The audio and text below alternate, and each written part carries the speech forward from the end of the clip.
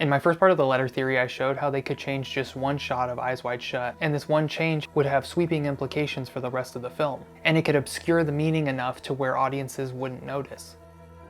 But when a lot of people looked over my letter theory, they were still wondering, why were Bill and Alice even chosen by this group in the first place, and are they actually the kind of people that would give their daughter up to a secret society?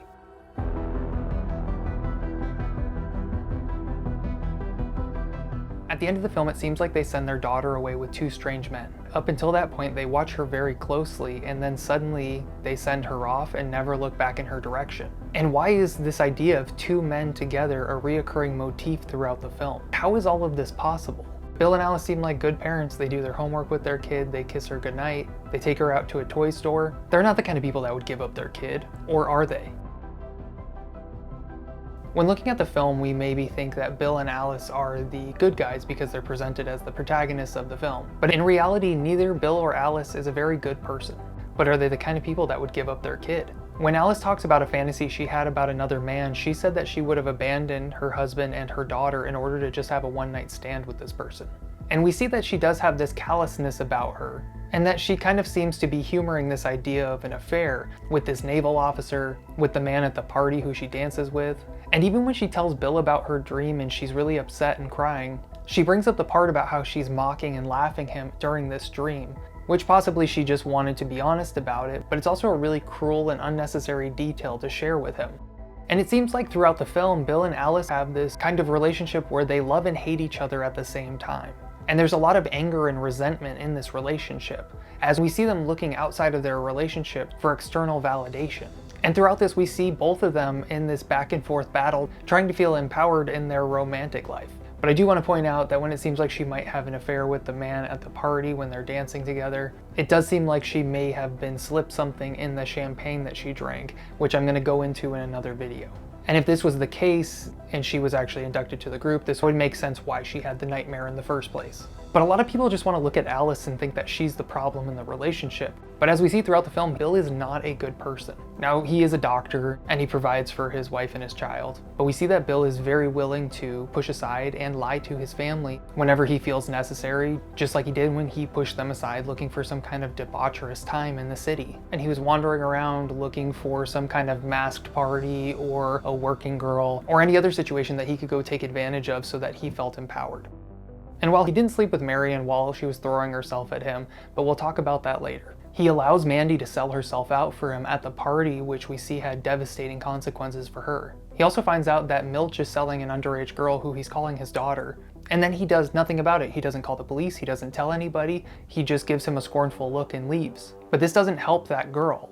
And he's happy to keep the secret about what happened to Mandy at Ziegler's party. So that brings us to, why do they even want Bill and Alice to be part of this secret society anyways? And Alice and Bill both don't understand this either. When they get to Ziegler's party after they're done speaking with him and his wife, they go to dance and Alice asks Bill if he knows anybody there, to which he replies he doesn't. And she says, why does Ziegler invite us to this every year? And Bill says, that's the benefit of being a doctor that makes house calls. And that's exactly why they want them. Because this group is abusing people and they need a doctor to tend to those people, just like he does with Mandy. Because in the film, we see that they're even having trouble trusting their piano players. They're blindfolding them and they're still letting out their secrets. So it would be very difficult for them to get a professional like a doctor on board, but they would desperately need one because of the abuse and the substances that they're giving out to keep these people strung out. And so that they can numb them out with these substances so that they can be party favors. And that's one of the reasons that Ziegler probably has him come and tend to Mandy and tells him that he needs to keep it a secret. He's testing him to see, will he come into a situation where a young woman is clearly getting taken advantage of and has been given substances, and will he help and just keep his mouth shut? And while Mandy sacrifices herself for him later, it's just because he showed her kindness compared to everyone else that's around her, even though he didn't actually do the right thing and get her help.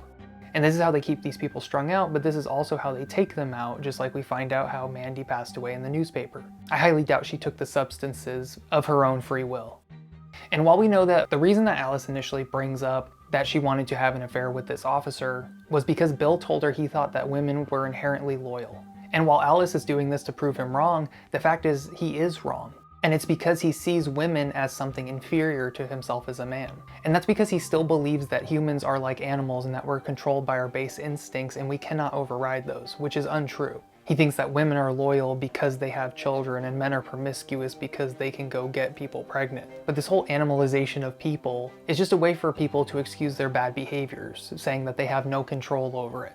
And why this conversation with his wife about the officer shocks him so much is he thought that Alice would never have an affair, nor even have that consideration. And he thinks that the reason that he wants to, or possibly has had affairs, is because of his biology. So when she tells him that he is wrong, this shakes him to the core as a man, because he had all of these beliefs about what men and women are, or what they want or do just based off of their gender, which has left him blind to the fact that his wife is a lot more like him than he wishes that she was. And it reinforces to Bill that he is a bad person, and it's not because of his biology. And there are a lot of ways in the film that Kubrick tried to show us that Bill is in fact a bad person. Early in the film, we see him working with a couple of his patients. He's working with a young woman, as well as a boy that's with his mother. This is the part where we see that Bill is predatory, and he does take advantage of his female patients. While in that one scene, we see that he does turn Marion down when she throws herself at him, we see when he's dealing with these patients, he takes advantage of the attractive ones. We see him with a young woman who looks like she could be one of the models from the parties. And he has the stethoscope on her chest and is listening to her heart. But what people fail to realize in this scene is she is topless, and there's no reason for that at all. He's had her remove her shirt to have her heart listened to, which is completely unnecessary. A stethoscope works through clothing, and you can also just pull the t-shirt down and put it here, but he makes her remove her entire top. And we can see that he's very awkward in that scene, and he keeps glancing down at her chest. But then when we see that he's checking the little boy, he doesn't make him take off his clothes unnecessarily. He does a normal checkup with him. This was one of the times that Kubrick was trying to hint that Bill is a predator, and that's why the group wants to target him, because he is a lot like them. And not only is he taking advantage of his female patients, he was willing to keep Mandy's OD a secret for Ziegler. What happened to do no harm as a doctor? He was willing to cover this whole thing up for Ziegler, not tell anybody, not get Mandy the proper help that she needs by going to a hospital. And realizing the age discrepancy in this, and that clearly Ziegler is taking advantage of this young woman, and he does nothing but scolds her for not taking care of herself. And we see how little Ziegler cares about her. He doesn't even cover her up. And throughout it, we see Bill trying to go out and have a physical relationship with other people, even though he is getting that at home. One of the opening scenes, him and his wife are having a sensual moment. But that doesn't stop him from going out and finding a woman that's working and trying to get physical with her, which he then would have brought HIV back to his family. And back when this movie was made in the 90s, they didn't have the medications they have now. So if you were to contract HIV, you would only have a few years to live. And my guess from looking at his behavior throughout the film is that Bill has probably had affairs in the past. And he thinks that all of this is behind him now, but he's slowly kind of slipping back into that world. That's why he was so easily tempted by the two women at the party. And he keeps looking at her body, something he can't help but do all throughout the film. He has wandering eyes, and he follows them. And that's why he would even go to a masked party like he did. People who are just getting into the world of debauchery don't usually start out at a masked party full of people, I would guess. I think that's probably something people would work up to. But we see that he's not shy to the world. It's almost like he's used to this world and he's slipping back into it and getting comfortable again. Like when he goes back and sees Domino's roommate. Clearly the two of them are attracted to each other, and she does slide past him very provocatively. But then silently, without any kind of agreement, he just opens up her shirt and starts to grope her. This is a man who's very comfortable having an affair outside of his relationship. And when you look at the original script of Eyes Wide Shut, there's actually a voiceover that was cut out of the film. But reading over these voiceover lines, they almost read like an omnipotent narrator for the story. And in that they would talk about people's actions, but it would also describe what Bill was actually thinking. And in these voiceovers, we can see that he's actually very misogynistic and hateful. He refers to his wife as which is ironic because he's trying to have an affair with a working woman. And even with Marion, he turns her down, but when you look at the voiceover that was originally in the script, he talks about how she would be so much more attractive if she was with him, and how if he wanted to, he could have multiple mistresses and she could be one of them. And all during this, in his head, he's belittling the man she's with as he's not attractive enough, doesn't have enough money. And so he likes the power of his relationship with Marion to where he gets to feel superior to her partner, knowing that she wants him. And it's very likely that Marion even tries to start this physical relationship with him because her family is also in this group. Notice that by her deceased father's bed, there's actually a mask in the room. And if she's indoctrinated into this world, when her self-esteem is low, she might look to having physical relationships with someone like she tries to do with him.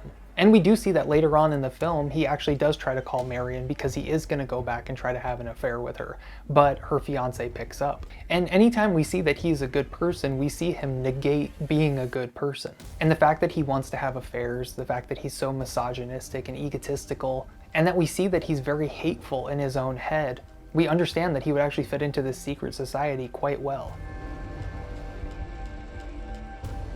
The group that's running these parties, they want to keep their identity obscured. Just like Nick Nightingale tells him that every time there's a party, it's a different address. And they don't want to have a constant host of the parties to keep up the anonymity. They also have to bring in new people and induct new members and new people to be passed around at these parties. And part of this inducting new members is they want people that have overlapping interests with them, can provide them with things they need, and have skills that they want. And that's exactly why they would want Bill with his medical background, as we discussed. But these structures of abuse that are pyramid shaped like we see here, they require more people on the bottom than they do on the top. So when you bring in somebody like Bill, you also have to bring in people like his wife and daughter. And when they can't get people's wives and daughters, they do things like getting a beauty queen hooked on substances so that they can start bringing them to these parties and pass them around, just like we saw happen with Mandy, as talked about in the newspaper article. And there's been reports of this happening with real beauty pageants, that they are used to target people. So they go to these places where you have really attractive women that look like models, they get them hooked on substances so they can bring them into these groups to be abused. Or they go to places like the costume shop run by Milch, so that he can traffic people to them as well. Because we can assume that Milch knows about these parties, and that he is actively supplying them with costumes and people. First, we can see that the costume shop is in a really rough part of town. But for some reason, all of the costumes in the window are tuxedos, suits, as well as these masked outfits.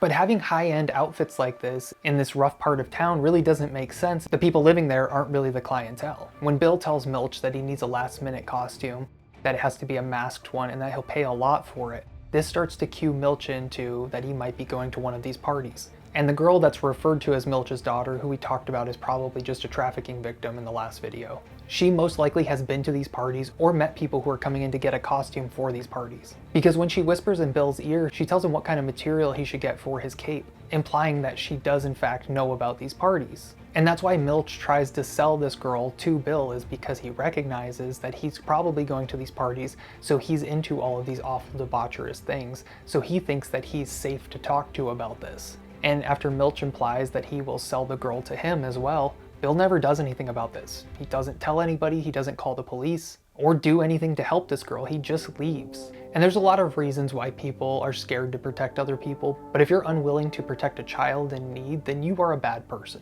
So we can see that Bill and Alice, while they may be the kind of people that do care about other people and still show empathy, they'll push other people's needs aside for their own wants and desires. And they look out for their own interests first, and this can have devastating consequences for the people around them.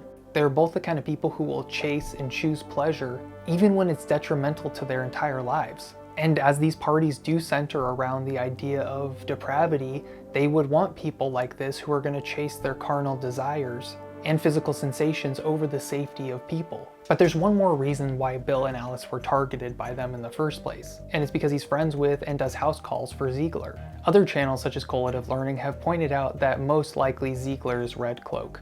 We see that he taps the pool ball twice, just like how Red Cloak taps his cane twice. And they also do a very similar pointing motion during the film. And if this was true, this would make sense why Bill doesn't feel the full wrath of the group after his transgressions against them and their rules. And I think a part of this is because Ziegler likes Bill, but it's also because Ziegler specifically wants to abuse Alice. When they first go to Ziegler's party in the beginning of the film, we see that Ziegler gets carried away by Alice's beauty and talks about how stunning she is, to a point where it goes from being a compliment to where you can tell he's actually just attracted to her. And then his wife then confirms that he does this to all of the beautiful women that come through. And we also see that Ziegler was the one giving substances to Mandy and abusing her. And it seems as though Ziegler likes to bring women in so that he can have his turn with them. And because they want Bill as a doctor to come into their group, as well as Alice being attractive, and they have a child that they can take, this would make that family very appealing to this secret society. Now, a lot of people talk about how there was things cut from the film, and there absolutely were. You can see stills that didn't make it, the voiceover that didn't make it into the film. But I think when people are looking for the missing piece of the puzzle that is Eyes Wide Shut, We know that with a big message like this, if he actually was trying to talk about how the rich will systematically abuse people, he would know that it still has to get past the studio, producers, and there's a lot of eyes on it. And I think Kubrick was a smart enough person to know that he would have to obscure and hide that message, just as people have been doing for thousands of years, like the modern version of Nostradamus' writings. But if he really was trying to make a film about how these people systematically abuse, well, it's very possible that the people he had to show the film to didn't want the message to get out. I don't think he would have just put it very plainly in the film. And that's why we have all these scattered breadcrumbs throughout the film. That's why at the end of the film, when the two men walk away with their daughter, it's not a focal point, because he wanted to make sure it wasn't cut from the film. If at any point he was too on the nose about it, then the studio would have just gutted that message. And so we see that there is all of this evidence in here. There is a larger story being told. And if you were to do something like obscure this letter and change the content of it, well, all of those other little tiny things seem insignificant or coincidental. And if the letter did talk about how he was supposed to trade his family for his transgressions against the group, you start to put those pieces together, in that there were two men walking away with their daughter. But also the clerk at the hotel reported that two men took away Nick Nightingale. And also with Mandy, two people took her away as well. Two men with women. And when I talk about the letter theory, I understand that there is more missing to the film. We know that the film was digitally altered. There were things added in to block and obscure parts of the debaucherous party scenes, which I'll be going into in another video. But looking over all of these things, we see that Bill and Alice are the kind of people who will sacrifice their family for their own carnal desires. And if they're willing to do that just for some kind of one-night stand, what would they be willing to do to save their lives? And while this seems far-fetched, this does unfortunately happen. There are several reports over the decades, and ones that have come out more recently, talking about how parents have knowingly sold their children to be abused in order to get jobs in the entertainment industry. And it goes beyond that. People will sell their children for different reasons. Unfortunately, this is a reality of our world that Kubrick was trying to point out. Even looking back at 120 Days of Sodom, that story was written in the 1700s, and it was about the exact same thing. These rich elites who are bringing in people and systematically abusing them inside of these mansions that they occupy. And it's something that people don't want to talk about now, and they certainly didn't want to talk about it back in 1999. And so Kubrick couldn't just come out and say all of this too directly. It had to be obscured in little ways. But now we see these aren't just stories, these things do happen. And they've been happening for a long time.